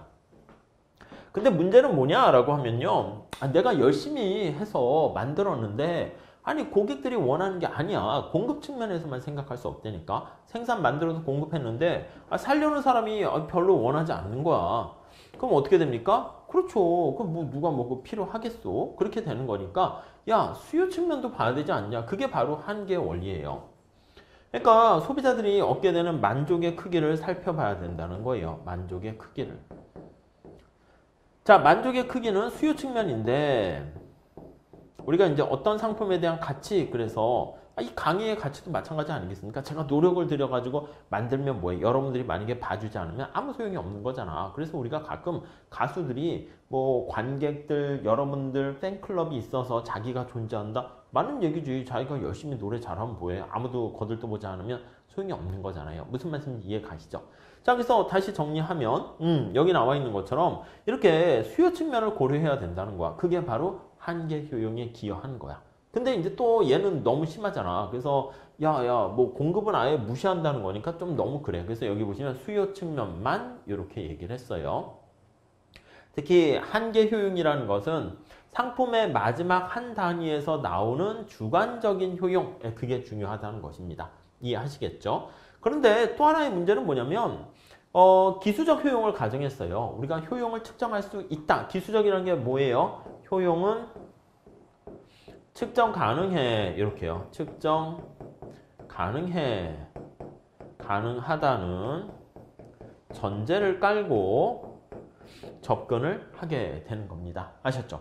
자, 그래서 이게 좀 너무 심하다 해가지고요. 야, 너는 왜 공급 측면만 고집을 해? 너는 왜 또 수요 측면만 해? 그래서 알프레드 마샬이라는 학자가 이 수요 공급을 다 같이 고려해야 된다라고 해서요. 수요 공급 곡선을 얘기하게 되었고, 우리는 이제 그걸 받아들인 거지. 수요 측면이 한계 효용 학파를 반영한 것이고 공급 측면이 한계 비용 측면을 반영한 것이다. 이렇게 정리를 하시면 되겠습니다. 자, 그런 얘기가 거기 쭉 나와 있으니까 여러분들 가위의 양날, 수레바퀴의 양수레바퀴 이렇게 정리를 하시면 되겠습니다. 자, 우리가 지금까지 총효용과 한계 효용에 대한 얘기를 했는데, 자, 이번 시간에는 뭐 무차별 곡선이라는 얘기를 좀 하려고 합니다. 무차별, 말이 좀 그런데요. 같다는 거예요. 무차별이라는 게, 야, 너 사과가 좋아, 바나나가 좋아 했을 때, 나 무차별해. 그거는 그냥 나는 같아. 이걸 뜻합니다. 자, 그래서 우선 첫 번째, 무차별 곡선과 관련해가지고 우리가 볼 때는 어떤 효용의 서수적 측면만, 이 서수적은 순서라고 말씀드렸습니다. 한계 효용 합파는 기수적이라고 말씀드렸죠. 이거는 서수적 순서만 고려하고요. 순서만 고려하는 방법을 사용해서 역시 우하향하는 수요 곡선을 도출하게 된다라는 것을 우리가 확인할 수가 있겠습니다. 아셨죠? 자, 그래서 무차별 곡선이다라고 하면 소비자한테 동일한 효용을 주는 상품 묶음들의 조합을 우리가 바로 무차별 곡선이다. 이렇게 얘기를 합니다. 그래서 여기 보시면은 이제 상품 조합이 이렇게 있어. 바구니에 XJ랑 YJ가 이렇게 담겨져 있어요. 그래서 몇 개씩 담겨 있는가 보니까 XJ가 하나, 둘, 12개, 2개, 8개, 3개, 5개, 4개, 3개 이렇게 A, B, C, D, E 상품 묶음이 담겨져 있는데 그때 얻게 되는 효용이 무차별하다? 이 얘기는 뭐냐면 얻게 되는 효용의 크기가 동일하다라는 것을 우리가 알 수가 있어요. 그래서 그걸 무차별 곡선이다. 이렇게 얘기를 합니다. 이해 가시겠습니까? 그렇게 좀 잘 정리를 해 주시면 되겠어요. 그래서 우리가 여기 A, B, C, D, E 여기 나와 있는 곡선상의 값들을 우리가 구할 수 있는데 여기서는 전부 다 어떻게 된다? 효용이 다 동일하다. 이렇게 생각을 하시면 되겠어요. 아셨죠? 자, 뭐 그게 끝이야, 끝. 그럼 어떻게 구할 수 있습니까? 살짝 아이디어만 한번 먼저 보도록 할게요. 여러분, 만약에 효용함수가 이렇게 있어. x 곱하기 y 이런 식으로 주어져 있다고 합시다. 이 사람은요, x제 소비량이 증가할수록 효용이 증가하고 y제 소비량이 증가할 때도 효용이 증가하는 것을 알 수가 있습니다. 자, 그런데 이 그림을 한번 그리려고 하는데 우리는 이거를요, 동일한 효용을 주는 상품 묶음, 만약에 20이라는 효용을 주는 상품 묶음을 이제 구한다라고 하면, 자, x제가 1일 때는 20이 되고 2일 때는 10이 되고 4일 때는 5가 되는 거 알 수가 있을 거예요. 이건 제가 뭐 인문 강의 때도 말씀드렸고 쉬운 얘기니까요. 자, 그러면 이거를 우리가 그래프로 쭉 표현을 합니다. 그러면 여기다가 xy 평면에다 표현을 하려고 그래. 우리가 등고선의 원리 이용해가지고 원래 이게 변수가 3개잖아. 변수가 이렇게 3개가 있으면 이게 3차원에 그려야 된다니까요. x, y, 효용 u 이렇게 돼 있어. 그래서 효용 함수가 이렇게 x, y 이렇게 돼 있어요. 그래서 이걸 3차원의 평면에 나타내야 되는데 우리가 이 그림을 만약에 뭐 이런 식으로 돼 있다고 하면 산 모양이 이렇게 있으면 무차별 곡선이 등고선의 원리에서 가져온 거는 아시죠? 그래서 동일한 효용을 주는 상품 묶음들을 만약에 효용이 20이라고 하면 20이라는 효용을 주는 상품 묶음들을 이렇게 해서 나열을 하게 됩니다. 이렇게요. 그럼 위에서 투영시켜서 이렇게 나타내게 되면 이러한 그림을 그릴 수 있는데 이것을 바로 동일한 효용을 주는 상품 묶음들의 집합이다 해서 인디퍼런스 커브다, 무차별 곡선이다 이렇게 이름을 붙이게 되는 겁니다. 네, 이해하시겠습니까? 자, 그래서 동일한 효용을 주는 상품 묶음들을 이렇게 무차별 곡선 나타낼 수 있고요. 예를 들면 1일 때 어떻게 되겠어요? x가 1일 때 곱해서 20이 돼야 되니까 1일 때 20 그리고 10일 때 2 뭐 이렇게 되는 거 알 수가 있을 거야. 이건 이제 구체적인 예를 통해서 본 거죠. 여기 다 효용 20을 가져다 줍니다. 그래서 이거를 만약에 칠판에 그림을 그린다 그러면 이거 y로 정리하면 돼. 수직축이 y로 돼 있잖아요. 자, 효용함수를 무차별 곡선 나타내는 방법은 효용함수를 무차별 곡선으로 표시하는 법은 y로 정리하면 됩니다. y로 정리하면 y는 네, 적어보시면 x분의 얼마 효용 이렇게 지금 효용이 얼마라고 20 하니까 이렇게 되는 거 알 수가 있습니다. 아셨죠? 뭐 간단합니다. 자, 만약에 효용 30을 주는 상품 묶음 구한다고 하면 어떻게 될까? 30이면 이게 만약에 20이 아니라 30이야. 30 그럼 1일 때 얼마야? 1일 때 30 저 위고 2일 때 15 여기겠죠? 15 그럼 모양이 이렇게 되는 거야. 그럼 이때는 효용이 30을 준다 이렇게 보시면 되겠고요. 이렇게 쓸까요? 네, 효용이 30을 주는 상품 묶음들의 집합이다 이렇게 보시면 되겠고 요거는 효용 20을 주는 상품 묶음들의 집합이다 이렇게 보시면 될 거예요. 아셨죠? 자, 여기서 우선 다시 한번 정리를 해보면 구체적으로 이렇게 표현을 했는데 요게 바로 무차별 곡선이다 라고 정리를 하시면 되겠습니다. 이렇게 무차별 곡선이 여러 가지 형태로 나타내 있잖아요. 그래서 이거를 무차별 지도 맵이라는 표현을 쓰게 됩니다. 여기 나와 있는 것처럼 이쪽으로 갈수록 X의 소비량이 많아질수록 선호가 증가한다. 보통 그렇게 표현을 할 수가 있게 되는 것이고요. 효용의 증가 방향 우리가 확인할 수가 있을 거예요. 자, 그 다음에 왜요? 이쪽으로 갈수록 어떻게 해? 이쪽으로 갈수록 당연히 여기 보시면 예를 한번 들게요. 바구니에다가 x제가 5개, y제가 5개 이렇게 있고요. 여기는 x제가 10개, y제가 10개 이렇게 있어요. 아니 당연히 xy가 많을수록 효용이 증가하는 거 아니겠습니까? 네, 맞습니다. 그래서 원점에서 멀어질수록 효용이 증가하게 돼요. 자, 그래서 지금 말씀드린 것처럼 몇 가지 무차별 곡선과 관련된 요 특성들을 보면요. 원점에서 멀리 떨어진다. 그럴수록 효용이 증가하는 것을 우리가 알 수가 있게 됩니다. 자, 우리 앞에서 말씀드린 요거 한번 볼게요. 여기 또 있어요. 여기 보시면 점점점점점 해서 여기 무차별 곡선 테두리가 있으면 위에서 투영시켜서 나타낸 거 보면 이렇게 해서 원점에서 멀지 않습니까? 이렇게. 이게 원점에서 멀어지는 거잖아. 당연히 등고선 생각하면 산 모양이 이렇게 있을 때 등고선의 원리에 의해서 이렇게 같은 높이를 나타내는 테두리 이런 것들을 우리가 그릴 수가 있잖아. 그런 것처럼 위에서 내려다 보는 거예요. 내비게이션 생각하면 되잖아. 내비게이션 보면 어떻게 돼요? 이 건물 높이가 중요해요? 우리는 땅을 쫙 가게 되는 거니까 내비게이션에서 보면은 언제 좌회전, 언제 우회전 이게 더 관심이라고요. 그렇기 때문에 위에서 내려다 봐가지고 건물 높이는 제거하고 동서남북 어디로 가야 되는가 거기에 초점을 맞추는 것이죠. 그렇기 때문에 우리가 여기 나와 있는 것처럼 원점에서 멀리 떨어질수록 여기 보시면 A일 때보다 G점일 때가 XY 소비량이 많으니까 효용이 당연히 더 높아지게 됩니다. 아셨죠?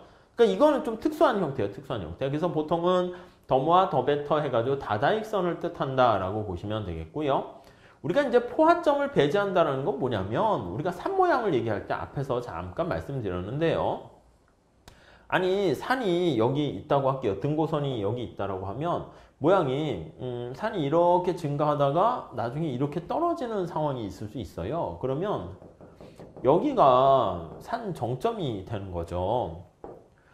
이해되십니까? 그래서 여기 보시면 테두리가 이렇게 있을 거야, 테두리가. 그러면 요걸 중심으로 해서 테두리가 이렇게 그려지고요. 그 다음에 여기 보시면 이렇게 테두리가 있을 텐데 여기도 이렇게 테두리가 있을 거예요. 이렇게. 그 등고선 생각해 보시면 되죠. 그래서 우리가 위에 나와 있는 거를 관심 있는 것만 끄집어서 표현을 해요. 그래서 여기가 X, 여기가 Y. 그래서 여기 하나의 꼭지점을 중심으로 해서 이렇게 등고선이 이렇게 있다라고 하면 여기가 산 정상이고 이게 볼록하게 돼 있는 형태를 되는 거예요. 자, 근데 이제 보통 우리가 얘기할 때 산 정상을 지나가 가지고 여기서 소비를 더 하게 되면 여기서는 효용이 감소하는 거잖아. 더 소비를 하게 되면 효용이 감소한다고요. 예, 여기가 총효용이라고 하면 이해되세요? 그래서 여기가 점점점점점 이렇게 둘로 이렇게 나눠주게 되면은 그랬을 때 우리가 이쪽은요 이쪽으로 가야 효용이 증가한다고, 이쪽으로 가야 효용이 증가한다고, 얘는 이쪽으로 가야 된다고요, 이쪽으로 가야 된다고요. 이해하실 수 있으시겠죠? 그렇기 때문에 우리가 봤을 때는 아하, 효용이 어떻게 돼야 증가하는가 이걸 나타낼 때는 여기 나와 있는 것처럼 우리가 관심을 갖게 되는 영역이 여기라고요. 여기 보시면 여기 여기가 이제 우리의 관심사야. 그래서 이 영역에 있을 때가 다다익선과 같은 그런 형태를 보이게 됩니다. 노란 색깔로 이렇게 칠했어요. 여기가 이제 우리가 이제 주로 관심사가 되는 영역이 된다라고 정리를 하시면 되겠습니다. 자, 그래서 우리가 여기 나와 있는 이 점 있잖아요. 이 점을 우리가 뭐라고 얘기합니까? 라고 하면 이 점을 지복점이다 이렇게 얘기를 해요. 그래서 이 점 있죠, 이 점. 그래서 이 점을 우리가 포화점, 지복점 이렇게 얘기합니다. 그런 것들은 없다라고 얘기할 겁니다. 그러니까 계속 소비를 하게 되면 효용이 계속 증가한다. 이렇게 정리를 하시면 되겠어요. 자, 그렇게 보시면 되겠고요.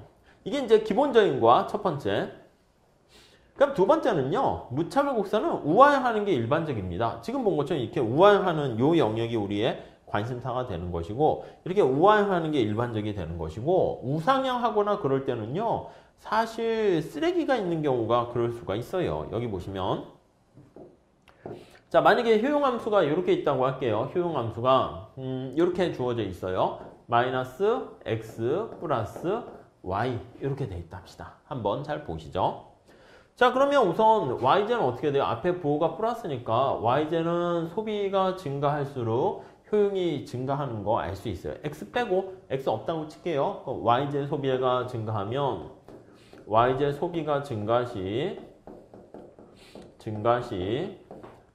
효용은 증가해요. 총효용 해도 되고 그냥 효용 이렇게 해도 됩니다. 이걸 이제 뭐 멋있게 표현하면 y에 대한 한계 효용은 0보다 크다 이렇게 될 수가 있어요. 자, 그런데 x를 볼게요. x 앞에는 마이너스 붙어 있는 거 보이세요? x 소비량이 증가하게 되면은 이때는 효용이 감소하게 되는 거 알 수가 있어요. 자, 그래서 x제 소비가 증가 시 효용이 감소한다라는 것을 알 수 있습니다. 한계 효용이 0보다 작다 이렇게 되는 거 알 수가 있습니다. 이해하시겠죠? 자, 그렇기 때문에 x제가 쓰레기다라는 걸 알 수 있어요. 그래서 한계 효용이 0보다 작다라는 얘기는 x는 쓰레기 이렇게 보시면 돼요. 쓰레기라는 말을 쓰기가 좀 그래서 그렇지 쓰레기를 의미한다 이렇게 보시면 되겠습니다.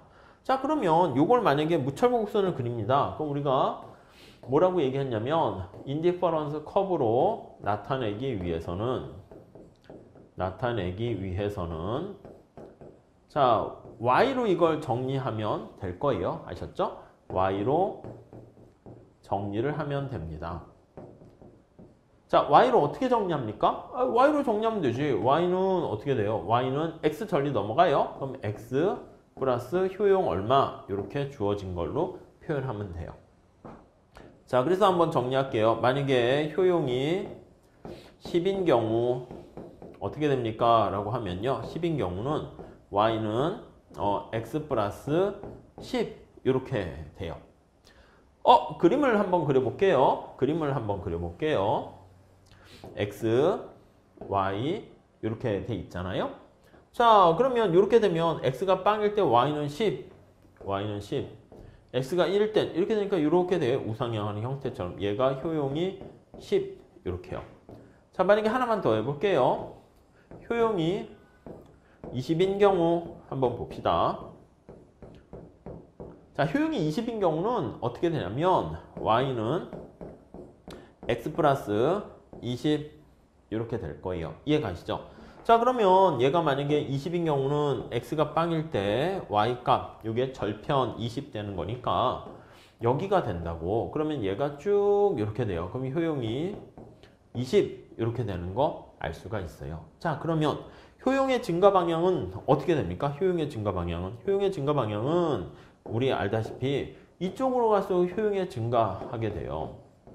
효용의 증가 방향 이렇게 됩니다. 이해되시겠습니까? 이거 원리를 이해하시면 나머지들은 암기하실 필요 없어요. 안 그렇게 되면은 막 그냥 케이스 바이 케이스로 다 해야 돼요. 아셨죠? 효용의 증가 방향은 이쪽으로 가요. 이거는 뭐냐면 x제가 쓰레기이기 때문에 x제를 줄이고 x제는 쓰레기니까 y제는 늘릴수록 효용이 증가한다 라고 보시면 되겠습니다. 효용이 증가 이렇게요. 네, 이해하시겠죠? 그렇게 보시면 돼. 자, 그러니까 다시 지금 뭘 얘기합니까? 여기는 것처럼 두 재화 중에 쓰레기가 하나 있으면 그렇게 되면은 다다익선이 아니야. 쓰레기는 많이 가질수록 효용이 증가하는 게 아니잖아요. 그렇기 때문에 여기 나와 있는 것처럼 우하향한다라고 하면 이거는 쓰레기가 없어. 이렇게 보시면 돼요. 쓰레기가 없다는 건 뭐예요? 두 재화 모두 한계 효용이 0보다 크다. 이걸 뜻합니다. 아셨죠? 그래서 그렇게 정리하시면 돼요. 쓰레기가 없어. 이걸 고상하게 얘기하면 x제에 대한 한계 효용이 0보다 크고 y제에 대한 한계 효용이 0보다 크다. 이렇게 정리를 하시면 될 것 같습니다. 네, 그렇게 봐주시고요. 자, 그 다음에 우리가 하나 더 보시면요. 무차별곡선은 교차하면 안 됩니다. 요거 하나 더 볼까요? 저희 질문 있습니다. 요거 수직인 경우는 어떻게 됩니까? 이렇게 할 수 있어요. 수직인 경우는 어떻게 될까요? 우리가 나중에 완전 보완제 할 때도 비슷하게 할 건데 수직인 경우. 무차별곡선이 수직이야. 자, 한번 어떻게 됩니까? 하면 여기다 그림을 다시 한번 그려서 볼게요. 요거 나와 있는 것도 한 김에 봅시다. 자, 여기가 x고요. 여기가 y거든요. 무차별곡선이 이렇게 돼 있어요. 이렇게 돼 있어. x가 2라고 합시다. y가 2, y가 3, y가 4 이렇게 돼 있어요. 자, 이랬을 때 여기 한번 생각을 해볼게요. 그냥 이거 A라고 할게요. B라고 할게요. C라고 할게요. 자, 이게 이제 동일한 무차별곡선 상에 있으니까 동일한 효용을 주는 상품 묶음들의 집합이에요. 다시요. 무차별곡선은 뭐라고요? 동일한 효용을 준다. 이렇게 생각하시면 돼요. 자, 근데 A에서 B로 C로 이동 시 자, 우리가 이제 뭘 알 수 있습니까? 라고 하면은요. X는 가만히 고정돼 있어요. X는 고정되고 Y는 추가적으로 증가합니다. 증가하는 형태야. 자, 그런데 효용은 어떻게 돼요? 효용은 그대로야. 효용의 크기는 그대로 변화가 없어요. 자, 이게 무슨 말이야? X제는 고정되어 있는 상태, 변화가 없는데 Y제 소비량이 점차 증가하고 있어요. 이렇게. 자, 이거 식으로 표현할게요. 효용함수 X, Y 이렇게 돼 있어요. 자, 근데 지금 상황은 어떻게? X는 고정되고 X는 안 움직여요. 두 개로 고정돼 있어요. 이렇게. 네, 이해되시죠? 근데 Y의 소비량은 증가하는 거 이해되세요? Y 소비량은 증가해요. Y가 증가했어. 근데 효용은 어떻게 된다? 그대로 가만히 있어요. 아니, Y가 소비량이 하나, 둘, 두 개에서 세 개, 세 개에서 네 개 이렇게 증가하는데 총 효용이 그대로 있단 말이야. 이해가 되시죠? 이게 뭐예요? Y제 소비량이 한 단위 증가했는데 효용이 그대로다. 이게 Y제에 대한 한계 효용이 빵이다. 이거를 의미하게 되네요. 그러니까 우리가 뭐야? 다다익선이라는 건 뭐야? 소비를 많이 할 때 효용이 증가하는 경우를 나타내잖아요. 여기 나와 있는 것처럼 이런 경우처럼 Y 소비량이 증가하는데 효용이 변화가 없는 그런 경우 여기 보시면 수직인 경우는 YJ 소비량에 대한 한계 효용이 빵이다라는 것을 알 수가 있고요. 자, 만약에 이건 어떻게 돼요? 요거 얘가 수평이야, 수평 이렇게 되면 어떻게 돼요? 이렇게 되면 뭐야? 이렇게 되면은 X를 추가적으로 2개, 4개, 6개 막 이렇게 증가하는데 효용이 그대로니까 X에 대한 한계 효용이 빵 이렇게 되는 거고요. 하나만 더. 얘는 어떻게 돼요? 얘. 형광펜으로 합시다. 얘는 어떻게 돼? 얘. 이거.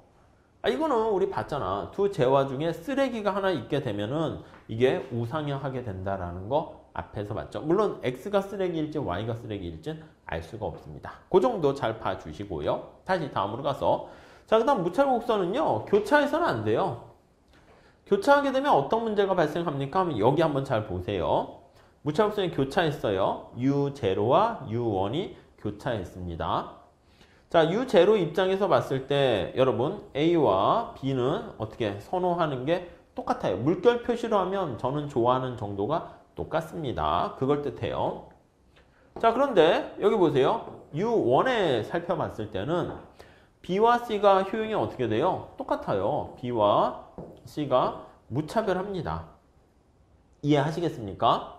자, 그런데 우리 여기 보시면 이러한 얘기를 할 수 있어. 여기 볼게요. A와 B가 같고 B와 C가 같으면 이게 우리가 이행성의 원리라는 표현을 써요. 이행성의 원리라고 하는데 아니 A와 B가 같고 B와 C가 같고 그렇게 되면은 여기 나와 있는 것처럼 A와 C는 어떻게 돼요? A와 C는 동일하게 같은 효용을 준다라는 것을 알 수가 있습니다. 근데 여기 보조선을 그렸어. A와 C를 보조선을 그렸습니다. 그런데 A보다 C가 당연히 더 많지 않습니까? 그렇잖아. 딱 봐도 이쪽으로 갈수록. 그래서 C가 A보다 XJ랑 YJ 모두 더 많아요. XJ와 YJ 모두 더 많이 소비해요. 많아. 그쵸? 그러니까 우리가 다다익선의 원리라고 했습니다. 더모아 더 베터죠. 많이 있을수록 더 좋은 거야. 다다익선의 원리에 따라서 당연히 어떻게 돼야 된다? A보다는 C가 효용이 더 커야 됩니다. 자, 그러면 우리가 한번 생각을 해볼게요. 아니, 여기 나와 있는 것처럼 자, 이행성의 원리에 따랐을 때는 A와 C가 같아야 된다니까? 근데 다다익선의 원리, 이걸 단조성이라고 합니다. 근데 A보다 C가 더 효용이 커야 돼요. 뭐야, 이게 두 개가 충돌돼. 동시에 이게 될 수가 없거든. 그러니까 우리가 뭘 얘기할 수 있습니까? 무차별 곡선은 서로 교차할 수는 없다. 이렇게 정리하시면 되겠어요. 아셨죠? 그거 잘 체크해 보시면 될 것 같습니다. 그래서 다다익선의 모순 이렇게 얘기를 하고 있고요. 자, 그 다음에 이제 우리가 보셔야 될 게 이거야. 무차별곡선은 우하향하는 게 일반적으로 했습니다. 뭐 우상향하거나 뭐 다른 형태도 될 수 있지만 우리가 아무 얘기 안 하면 두 재화가 쓰레기가 아니면 우하향한다라고 보시면 되겠고요. 그 다음 원점에 대해서 볼록한 형태를 취한다. 이렇게 얘기를 해요. 요거에 대한 얘기를 할게요. 우리가 이제 이걸 보려면 한계 대체율이라는 개념을 좀 보셔야 되거든요. 그래서 한계 대체율이라는 개념을 이렇게 한번 볼게요. 자, 한계 대체율이다 이렇게 표현했어요. 한계는 말 그대로 한계 추가시 이 뜻이고요. 자, 그 다음에 살짝 나눠서 봅시다. 여기 보시면 대체라는 말을 썼어요. 대체. 대체는 지금 대체할 수 있는 게 XJ랑 YJ를 대체한다 이렇게 보시면 되겠어요. 약간 이게 우리가 첫 시간에 보면 기회비용 할 때 생산 가능 곡선의 접선의 기울기인 기회비용의 뭐 체감 있잖아요. 그거 원리랑도 비슷비슷하다라는 것을 알 수가 있어요. 자, 우리가 여기 그림을 한번 보시면 요거 한번 잘 봐보시죠. 자, 내가 여기서 XJ를 여기서부터 줄이는 걸로 해도 되고 늘리는 걸로 해도 돼요. 저 늘리는 걸로 할게요. X를 이렇게 한 단위 증가시켰다 할게요. 1에서 2로 한 개 증가시켰어. XJ를 한 개 증가시켰는데 자, 그때 YJ를 얼마나 포기할 생각이 있습니까? 하면 4개나 포기할 생각이 있는 거야. 4개 포기해도 나는 효용이 같아요. 자, 다시요. 동일한 효용, 동일한 무차별 곡선 상에서 이게 무차별 곡선이잖아. 자, 그러니까 x제를 하나 증가시키는 건데 그때 포기하려는 y의 개수가 처음에 4개야. x를 하나 더 증가시키는데 포기하려는 y 개수가 3개. 하나 증가시키는 건데 포기하는 개수가 1개. 점차 작아져요. 하나 증가시키는 건데 1개 이렇게. 자, 우리 다시 한번 봅시다. 여기 나와 있는 것처럼 x를 한 단위 증가시키는 건데 포기하려는 y가 점차 어떻게 됩니까? 하면 이렇게 작아지는 것을 알 수가 있어요. 그게 바로 뭐다? 한계 대체율이 체감한다. 이렇게 보시면 되겠습니다. 자, 여기 나와 있는 것처럼 x제를 말 그대로 한 개 더 추가시 이렇게 돼 있어요. 한 개 더 추가를 하려고 하는데 포기하려는 마음속에 무차별 곡선이니까 주관적인 교환 비율이라는 표현을 써요. 포기하려는 yj의 수는 점차 감소한다라는 것을 알 수 있어요. 처음에는 굉장히 4개씩이나 포기하려고 하다가 점차 포기하려는 양이 어떻게 돼요? 작아지잖아. 그래서 감소한다라고 해서 한계 대체율이 체감한다. 이렇게 얘기합니다. 지금 동일한 무차별 곡선 상에서 그게 들어가 있죠. 그래서 우리 교재에도 보시면은요, 뭐라고 되어 있냐면, 한계 대체율 할 때, 우리가 y제로 표시한 x제 한계 대체율은 할 때, x제 하나 증가시키기 위해서 y제 얼마나 포기하려고 하니 그건데, 이 앞에 뭐가 생략되어 있냐면, 동일한 효용을 유지하면서 이게 생략되어 있는 거야. 동일한 효용을 유지하면서, 이거요. 유지하면서. 그러니까 동일한 무차별 곡선 상에서 이 뜻이에요. 동일한 인디퍼런스 커브인 무차별 곡선 상에서 이렇게요. 곡선 상에서 네, 이렇게 정리를 하시면 되겠습니다. 뭐 이해하시겠습니까? 그래서 동일한 효용을 유지하는 상황에서 x제를 하나 더 추가적으로 증가시킬 때 y를 당신은 얼마나 포기할 생각이 있습니까? 그것을 나타낸다 라고 보시면 될 것 같아요. 자, 그래서 만약에 요거 한번 볼게요. 아니, 만약에 무차별 곡선이 이렇게 생겼어. 이게 x고 이게 y인데 이렇게 생겼다 합시다. 인디퍼런스 커브예요. 무차별 곡선입니다. 자, 그러면 한번 생각해 볼게. 여기서 x를 한 단위 증가시키는데 y를 얼마나 포기하려고 합니까? 라는 건데 y에 포기하려는 양이 일정한 거 알 수가 있어요. x를 증가시키는 건데 y를 포기하려는 양이 일정해요. 여기 한번 보시면 요만큼이 y를 포기하려는 양이야. y를 포기하려는 양이야. 일정한 거 이해가 되시겠죠? 그래서 이게 바로 이런 경우는 어떻게 됩니까? 라고 하면 MRS가 XY라는 표현을 써요. 그래서 요걸 뭐라고 합니까? 라고 하면 마지널이에요. 마지널. 한 개야, 한 개. R은요, 비율입니다. 거기 약자로 써 있는 거 보이시죠? 그래서 비율이에요. rate of S는 대체한다는 거예요. substitution. 네, 이렇게 보시면 되겠어요. 그래서 우리가 X제를 한 단위 소비하기 위해서 당신은 Y제를 얼마나 포기하려고 합니까? 변하려고 합니까? 앞에 마이너스 붙여가지고 이제 양수로 만들긴 하는데 이렇게 쓰기보다는요, 우리는 다이렉틀리 그냥 볼게요. x를 얼마나 소중히 생각합니까? 그걸 나타내요. 그래서 MUY분의 MUX다. 이렇게 생각을 하시면 될 것 같습니다. 아셨죠? 자, 이렇게요. 자, 우리가 여기 보시면 여기를 A라고 할게요. 여기를 B라고 합시다. 이렇게. A에서 B로 이렇게 갈 때 효용이 똑같다라는 것을 이용합니다. 3번식에 나와 있긴 한데 여기 한번 보세요. A에서 B로 갈 때 한번 상황을 보시면 효용함수가 이렇게 있고요. X, Y 이렇게 있어요.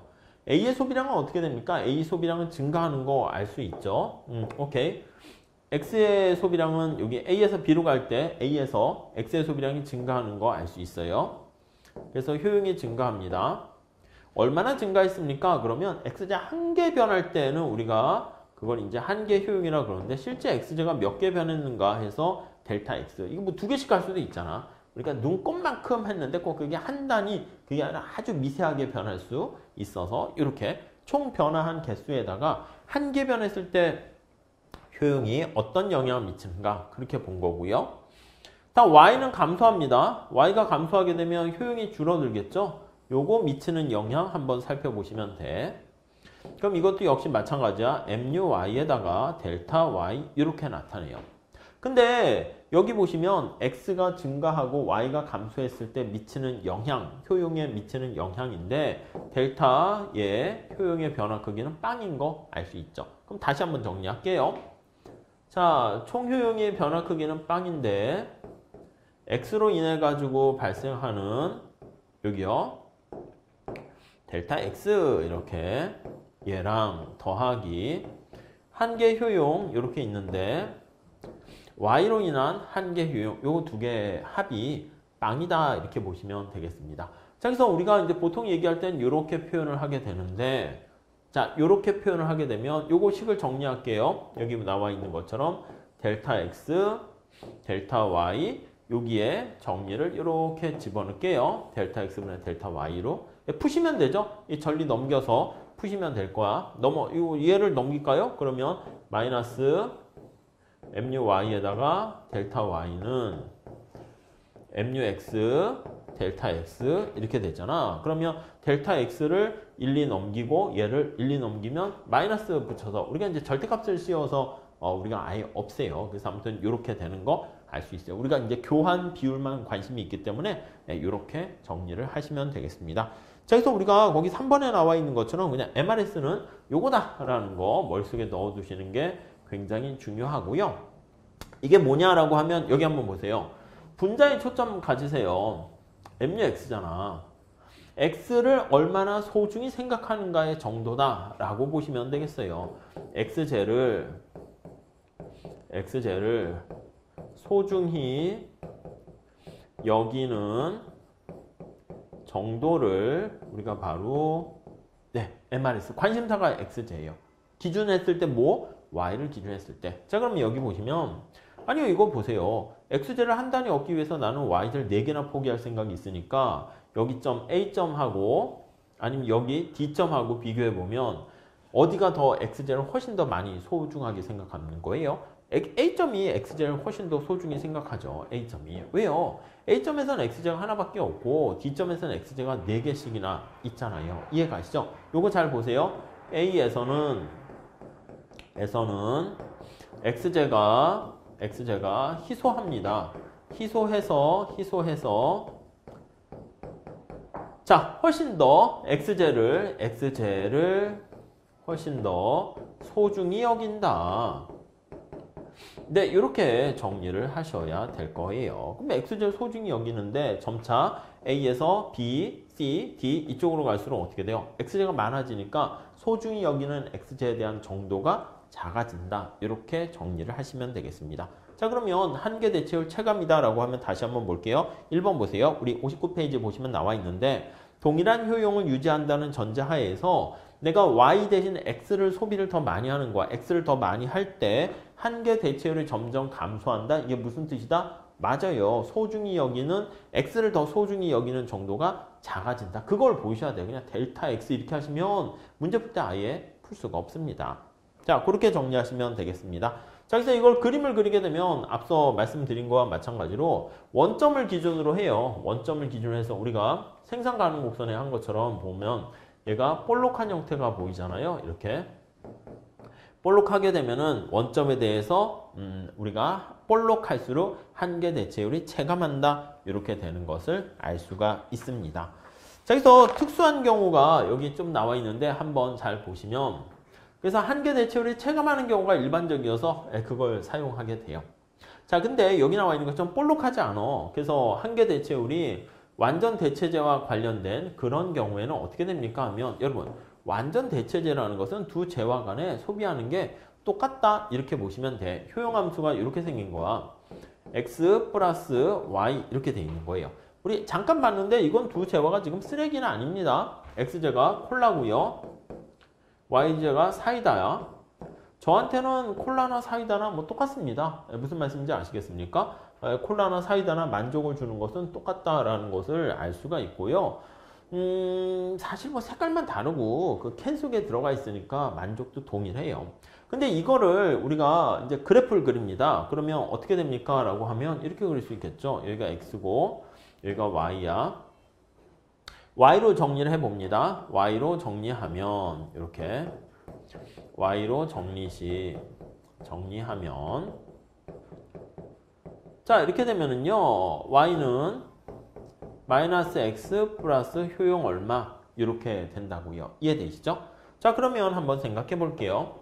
효용 10을 주는 상품 묶음들을 구합니다. 그럼 얘가 10 이렇게 될 거예요. 그러면 절편이 10이고 우하향하는 직선 이렇게 되는 거 알 수가 있어요. 동일한 효용은 x가 빵일 때 y는 10, x가 1이면 y는 9. 그래도 역시 10 이렇게 되겠죠? 그럼 여기가 x가 1일 때 y는 9 이렇게 돼요. 동일한 효용을 주는 거 알 수 있어요. a와 b 이렇게. 이해가시죠? 그래서 이렇게 우하향하는 직선의 형태가 되면 이것을 완전 대체다. 대체 관계는 이건 1대1인데 1대1이 꼭 아닐 수도 있어요. 아셨죠? 그렇게 보시면 되겠고 뭐 500원짜리 하나랑 100원짜리 5개 뭐 이런 식으로 생각하면 그거는 교환 비율이 1대5 이렇게 될 수 있습니다. 자, 그 다음에 당연히 효용은 어디로 갈수록 효용이 증가합니까? 이게 만약에 효용이 20이라고 할게요. 20이 된다라고 하면 이게 20이 되는 거 찾으면 절편이 어떻게 돼? 20으로 가게 되니까 이렇게 되는 거야. 기울기는 마이너스 이렇게 되고 이쪽으로 갈수록 효용이 증가한다라는 것을 알 수가 있겠습니다. 네, 이렇게 정리하시면 되겠어요. 자, 그 다음 이제 완전 보완제라는 표현을 쓰게 되는데 이거는요, 두 재화 간에 소비하는 양의 결합 비율이 딱 정해져 있는 거야. 그래서 여기 나와 있는 것처럼 왼쪽 신발, 오른쪽 신발 이렇게. 자, 그래서 결합 비율이 여기 있는 것처럼 이거 두 개가 한 짝 한 짝 맞았을 때가 한 켤레가 되는 거예요. 이해 가십니까? 자, 만약에 왼쪽 신발이 하나인데 오른쪽 신발 여기가 A인데 B로 갔어요. 이렇게 되면 쓸모가 없다니까. 오른쪽 신발이 두 개 올라가 봐도 아무 소용이 없어요. 그래서 이렇게 올라가게 되면 효용은 그대로라고. 그러니까 왼쪽 신발 한 짝 그대로 있는데 오른쪽 신발이 한 짝에서 두 짝으로 가게 돼봤자 효용 증가는 변화가 없어요. 그러니까 이거는 뭐라고? A에서 B로 가는 여기 수직축에 나와 있는 영역은 우리가 지난번에 봤어요. YJ에 대한 한계 효용이 빵이야. 이거는 YJ가 한 단위 증가해도 효용의 변화 크기가 빵 이렇게 되는 거 알 수가 있어요. 자, 하나만 더 해볼게요. 자, 여기가 A였는데 여기가 C라고 할게요. C 이렇게. A에서 C로 가게 되면 어떻게 될까요? 요거 이렇게 수평으로 되어 있는 경우는 이렇게. 이렇게 되면은 이거는 X제 소비량이 하나 추가적으로 증가해도 효용의 증가가 없는 거야. 그래서 X제에 대한 한계 효용이 빵인 거야. 이렇게 해서요. 이해 가십니까? 예. 그래서 X제가 쓰레기는 아니고요. 그 다음에 재화가 아니라는 거야. 그냥 이거는 비재화도 아니고 그냥 한계 효용이 제로인 그런 재화다. 이렇게 보시면 돼요.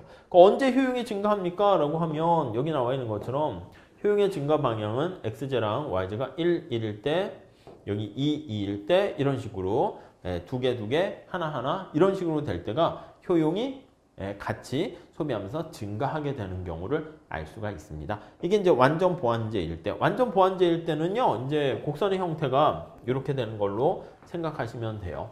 효용함수가 우리 많이 할 거예요. 둘 중에 작은 거에 의해서 영향을 받습니다. X, Y 이런 꼴이 돼요. 자, 그래서 이렇게 돼 있는 경우에는 여기 있는 것처럼 얘가 L자 형태가 되고요. L자 형태가 됩니다. L자 형태가 되고 그래서 두 재화가 결합 비율은 어떻게 결정됩니까 하면 요거 두 개 같을 때가 여기가 바로 결합 비율이야. 여기에서 꺾여요. 오케이. 네, 이해하시겠죠? 네, 그렇게 정리하시면 돼요. 자, 그래서 이거를 만약에 우리가 뭐 한번 그대로 원천적으로 식을 정리할 수 있는데 만약에 한번 볼게요. X가 Y보다 작아. 그럼 효용은 어떻게 됩니까? 라고 하면은요. 둘 중에 작은 게 전체를 나타낸다. 그 뜻이야. 그러면 X가 Y보다 작기 때문에 그때 효용은 X 이렇게 되는 거 알 수 있어요. 자, 이거는 X만 효용에 영향을 주고 Y는 효용에 영향을 안 줘요. X만 효용에 영향을 주고 영향을 주고 y는 효용에 아무런 영향이 없어요. 아무런 영향이 없다. 이렇게 보시면 될 것 같습니다. 없어. 이렇게요. 이해가십니까? 자, 그럼 이때는 어떻게 결정됩니까? 라고 하면 x, y 이렇게 있으면 x만 중요한 거야. y는 소용없으니까 이게 수직일 듯해. 수직 이렇게. 수직 이렇게요. 이해가세요? 우리 앞에서 했어. 여기 보시면 x의 소비량이 하나인데 y의 소비량이 하나에서 두 개 증가해도 효용의 증가가 전혀 없는 거를 나타내요. 오케이? 다음에 자, 만약에 x보다 y가 더 작아. 그때 효용은 y가 돼요. 이게 y는 어떻게 됩니까? 하면 여기다 한번 할게요. 수평이야, 수평. 이렇게 수평이다 라는 거 알 수가 있을 거예요. 그래서 얘는 무차별 곡선이 수평 이렇게 되는 것을 알 수가 있어요. 네, 이해하시겠죠? 이렇게 보시면 되겠습니다. 자, 그리고 하나만 더 할게요. xy가 같아. 그럼 효용은 x가 돼도 되고요. y가 돼도 된다. 이렇게 정리를 하시면 되겠습니다. 자, 요거를 만약에 그림을 그린다라고 하면 요거 한번 봐보세요. 이거 좀 어떻게 보면 어려울 수 있는데 한번 잘 봐보세요. 그렇게 어려운 건 아니야. x가 y보다 작은 영역이야. 그럼 여기다 보조선을 그릴게요. 점점점점점 하면 자, x가 y보다 작은 영역이니까 어디에 해당하는 거예요? 여기는 어떻게 돼? x가 y보다 작은 거 아닙니까? 맞죠? 여기는 x가 y보다 커요. 자, 다시요. 여기는 x가 2고 y가 1인 영역이니까 x가 y보다 큰 영역이고 여기가 x가 y보다 작은 영역이야. 그럼 뭐만 남냐면 영역을 표기하면 여기만 다 지워지네. 죄송해요. 다 지워져서 이렇게 합시다. 여기만 남는다고. 여기만 남아요. 점점점점 얘는 점점점점 이거만 된다고요. 이해가 되세요? 그러니까 요거만 남는다. 요거만 남고 요거만 남고 요거만 남게 돼요. 역시 마찬가지예요. 지금 똑같이 응용을 한번 해볼게요. 여기가 x와 y가 같아지는 영역인데 거기서 요거 볼게요. 요거 x가 y보다 커, y가 x보다 작아. 그러면 어떤 영역만 남습니까? 하면 요 영역만 남는다. 요 영역만. 이해가 되십니까? 그리고 요거 두 개 같을 때는요. 두 개 꺾여지는 부분이니까 여기 끝에 꼭지점 여기에 해당하는 거고 꼭지점 여기에 해당하는 것이고요. 자, 그래서 우리가 이제 뭘 얘기합니까? 라고 하면 요거 두 개 영역이 이렇게 했을 땐 요게 남고 x가 y보다 큰 영역일 때는 요게 남고 그래서 두 개를 합한 게 바로 이거야. 이렇게 L자 형태가 되는 겁니다. 형태는 둘 중에 작은 거. 아셨죠? 네, 그렇게 정리를 하시면 돼요. 그래서 여기 보시면 MRS를 구합니다 하면 요건 어떻게 돼? 한계 효용이 빵이니까 MRS 다시 한번 복습하세요. MRS XY는 빵 이렇게 됩니다. 왜요? MRS라는 게 MUY분의 MUX잖아요. 자, 여기 한번 볼게요. 여기서는 MUY가 빵이기 때문에 MRS를 구해봅니다. MRS XY는 자, 분자가 MUX고요. 분모가 MUY라고요. MUY가 빵이니까 빵분의 얼마 하니까 무한대 이렇게 되는 것을 알 수가 있어요. 그러니까 접선의 기울기를 그냥 보면 돼. 접선의 기울기가 얘는 무한대, 얘는 빵 이렇게 정리를 하시면 될 것 같습니다. 자, 이렇게 해가지고요. 우리가 그 무차별 곡선까지 이렇게 설명드렸고요. 다음 시간에는 여기 보시면 예산선부터 우리가 설명드리도록 하겠습니다. 감사합니다.